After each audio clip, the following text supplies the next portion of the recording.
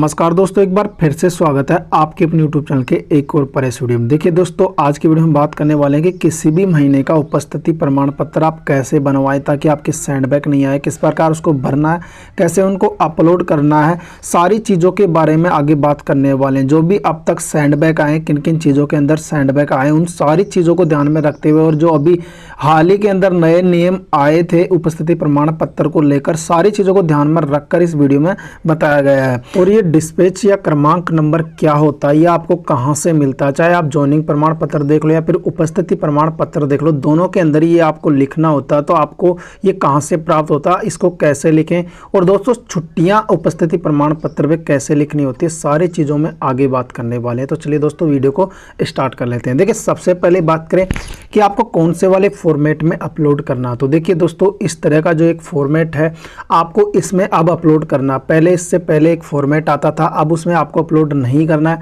ये फॉर्मेट आपको SSO पर ही उपलब्ध करा दिया गया है, आपको आसानी से वहां से मिल जाएगा। फिर वीडियो के नीचे डिस्क्रिप्शन में लिंक डाल दूंगा इसका, वहां से भी आप डाउनलोड कर लेना या फिर ई-मित्र से भी आप इसको ले लेना। लेकिन ये फॉर्मेट अच्छी तरीके से देख लो, इसी फॉर्मेट में अब आपको अपलोड करना है, क्योंकि रोजगार कार्यालय ने नेम लगाया था कि ऑफिशियल फॉर्मेट में ही आप अपलोड करें। अब देखिए, इसको भरना कैसे है, स्टेप बाय स्टेप समझ लेते हैं। देखिए, सबसे ऊपर जो कार्यालय का नाम आ रहा है, यहाँ पर आपको जिस भी विभाग में आपकी इंटर्नशिप उसका नाम लिखना है। जैसे स्कूल के अंदर तो स्कूल का नाम लिखना है, ग्राम पंचायत के अंदर है तो ग्राम पंचायत कौन सी है उसका नाम लिखना है। इसके बाद में नीचे ऑप्शन आता है फिर क्रम संख्या, यानी क्रमांक नंबर, या इसे डिस्पैच नंबर भी बोला जाता है।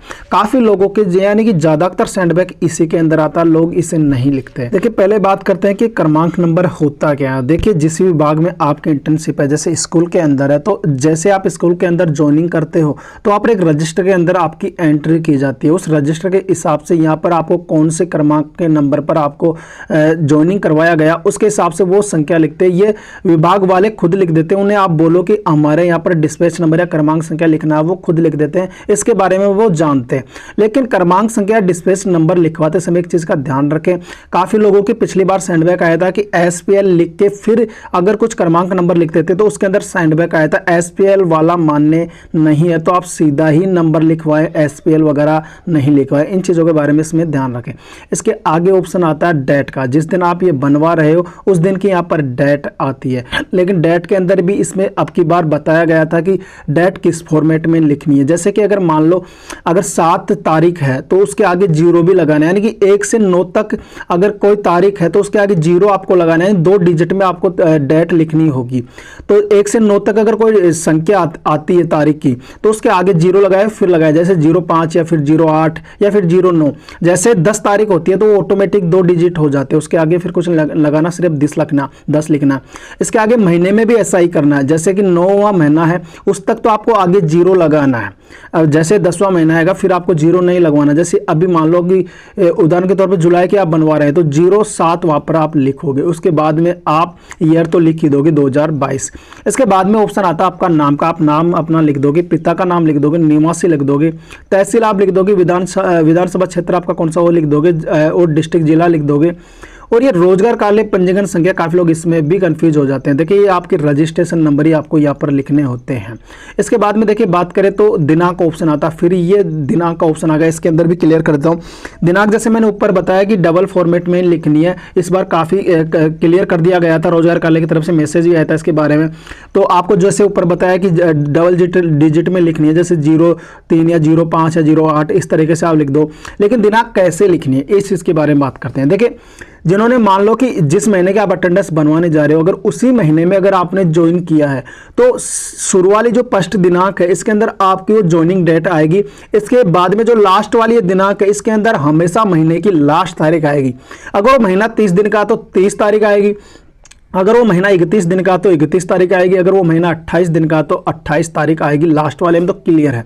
लेकिन शुरू वाले के अंदर अगर आपने उसी महीने में ज्वाइन किया तो ज्वाइनिंग तारीख आएगी। जैसे कि आपने मान लो महीने की 5 तारीख को ज्वाइन किया तो 5 तारीख आपको लिखनी है, या 10 को किया तो 10 लिखनी है, 20 को किया तो 20 लिखनी है। लेकिन अगर आपने ज्वाइनिंग पहले ही कभी कर लिया था किसी महीने में तो यहाँ पर आपको 01 यानी कि 1 तारीख से ही लिखना है। जैसे कि 1 तारीख 01 या फिर जो भी महीना है उसका फिर 0 लगा के उस महीने का नाम नाम, या फिर अगर वो मान लो 11वां या 12वां महीना है तो फिर जीरो नहीं लगाना, आप समझ ही गए होंगे। बाकी डेट, तो इस प्रकार आपको लिखना है। देखिए अब इसके बाद में जो सबसे मेन चीज़ है वो है आगे, कि आपको यहाँ पर बताया गया कि अनुभव सीखने लगातार इंटर्नशिप की है, उक्त अवधि के दौरान आप कितने दिन अनुपस्थित रहे। देखिए पुराने वाले फॉर्मेट के अंदर उपस्थिति और अनुपस्थिति दोनों का कॉलम आता था, लेकिन इस वाले फॉर्मेट के अंदर आप कितने दिन अनुपस्थित रहे सिर्फ उसी का ही लिखना होता है, उसी का ही यहाँ पर जिक्र किया गया। तो आप कितने दिन अनुपस्थित रह के इसको कैसे लिखना, देखिए आपको जो भी मतलब जो गवर्नमेंट की छुट्टियां हैं, जो भी राजपत्रित अवकाश है, उनका आपको पैसा मिलता है। जैसे कि सैटरडे हो गया, संडे हो गया, सबका आपको पैसा मिलता है कि जो भी छुट्टियां होगी तो उनको शामिल करते हुए लिखना है। जैसे कि मान लो आप 20 दिन इंटर्नशिप करने गए, उस महीने के अंदर 5 छुट्टियां थी, तो आपको आपका काम हो गया 25 दिन, वो भी उसमें शामिल हो गया। और आप कितने दिन नहीं गए, जैसे 5 दिन नहीं गए, तो इस प्रकार आपको लिखना। अगर आपने सिर्फ महीने में एक ही छुट्टी की है तो उसको मेंशन नहीं करना, यहाँ पर 0 लिख देना है। और याद रखें यहाँ पर अगर मान लो आप 4 दिन नहीं जाते या 5 दिन नहीं जाते तो उसके आगे भी यहाँ पर 0 लगाना है। इस प्रकार का नियम इस बार रोजगार कार्यालय की तरफ से काफी लोगों के सैंडबैग के अंदर बताया गया था, तो इन चीजों का आप ध्यान रखें। अब इसके बाद में बात करते हैं मोहर के बारे में। देखिए सबसे ज्यादा जो सैंडबैग आते हैं 2 ही चीजों के अंदर सबसे ज्यादा आता है, तो मोहर के अंदर या फिर क्रमांक नंबर या डिस्पैच नंबर के अंदर, इन दोनों चीजों के अंदर ही सबसे ज्यादा सैंडबैग आज तक देखे गए।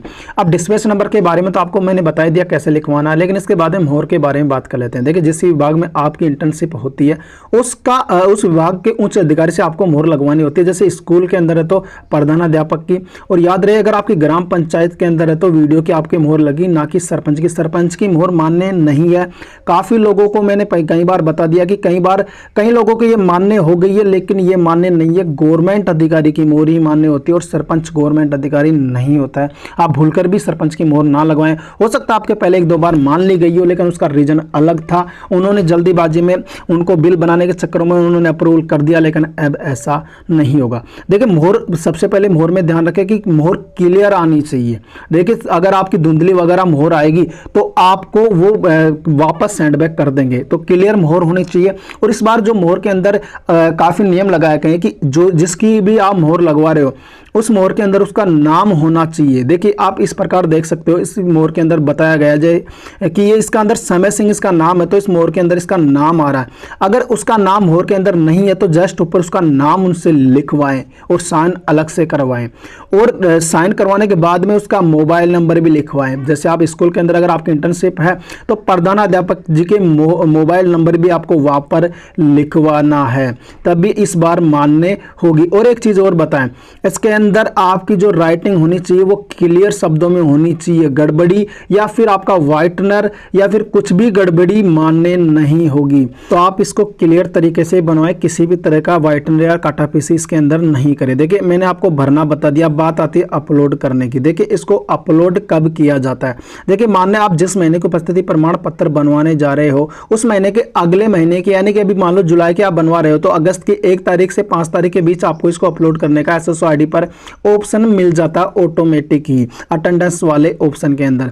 तो देखिए आपको इसको अपलोड कैसे करना है इसके ऊपर तो देखिए मैंने पहले भी वीडियो बना रखा है, वो आप प्ले लिस्ट में जाकर देख लेना। ज़्यादा कुछ वहाँ पर नहीं करना होता है, बस आपने कितनी छुट्टियाँ की है वो वहाँ पर सेलेक्ट करना होता है और आपको इसको उपस्थिति प्रमाण पत्र वहाँ पर PDF फॉर्मेट में अपलोड करना रहता है। याद रहे अगर आप मोबाइल से कर रहे हो तो इसको PDF फॉर्मेट में ही अपलोड करें, PDF फॉर्मेट में ही ये मान्य होता है। किसी एप्लीकेशन से PDF बना ले, फोटो खींच के और फिर अपलोड करें, या फिर इमितर से आप इसको बनवाकर अपलोड करें।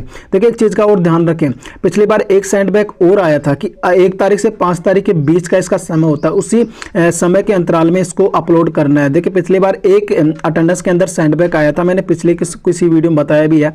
उसके अंदर बताया गया था कि आपने जो 1 तारीख 5 तारीख का जो समय दिया जाता है उसके अंदर आपने अपलोड नहीं किया, बाकी उस महीने की उसकी मान ली गई थी, लेकिन वो उसमें बताया गया था अगले महीने से ध्यान रखें अगर आप समय के अंदर अपलोड नहीं करते तो आपका भत्ता रोका जा सकता है। तो इस चीज़ का भी आप ध्यान रखें। आप पूरी कोशिश करें कि आपको महीने की 5 तारीख से पहले ही इसको बनवाकर अपलोड करना रहता है। काफ़ी बार छुट्टियां पड़ जाती है, जैसे सैटरडे संडे पड़ जाता है तो 2 दिन की छुट्टियां पड़ जाती है, तो इस चीज़ का आप पहले से ही ध्यान रखें। रोजगार कार्यालय वाले अभी इस चीज़ चीज़ का जिम्मेदार नहीं है। हो सकता है फ्यूचर में इस चीज़ को चेंज कर दे, लेकिन अभी के लिए यही नियम है। तो देखिए मैंने उपस्थिति प्रमाण पत्र को अच्छी तरीके से भरना आपको बता दिया है, और अब तक जो सेंडबैक आए थे उनके आधार पर आपको किन चीज़ों का ध्यान रखना, सारी चीज़ें मैंने आपको बता दी है। फिर भी अगर आपका कोई डाउट रह जाता है तो वीडियो के नीचे कॉमेंट करें, और आप राजस्थान बेरोजगारी भत्ते के टेलीग्राम को जरूर ज्वाइन करें, उसका लिंक आपको वीडियो के डिस्क्रिप्शन में मिल जाएगा। और हाँ यार, ये वीडियो अगर पसंद आए तो यार वीडियो को लाइक कर देना, और अगर यार चैनल पर नए हो तो यार चैनल को सब्सक्राइब जरूर कर देना। दोस्तों मिलते हैं नेक्स्ट वीडियो में, तब तक के लिए बाय।